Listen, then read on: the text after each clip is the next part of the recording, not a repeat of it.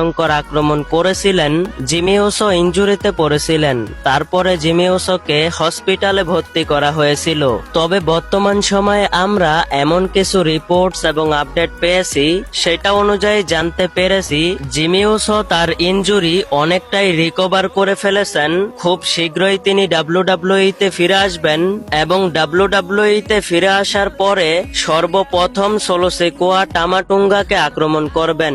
কেননা সোলো সিকোয়া টামাটুঙ্গার জন্যই Jimmy Uso ইনজুরিতে পড়েছিলেন এবং লম্বা সময় হসপিটালে থাকতে হয়েছিল। এই সমস্ত বিষয়গুলোর প্রতিশোধ নেবার জন্য জিমি উসো হসপিটাল থেকে ডাব্লিউডাব্লিউইতে ফিরে আসার পরে সোলো সিকোয়া টামাটুঙ্গাকে ভয়ঙ্কর আক্রমণ করবেন। ভিডিওটি ভালো লাগলে অবশ্যই একটি লাইক দিবেন। এই চ্যানেলে নিয়মিত রেসলিং সম্পর্কে ভিডিও পেতে অবশ্যই চ্যানেলটিকে সাবস্ক্রাইব করে পাশেই থাকবেন। ধন্যবাদ।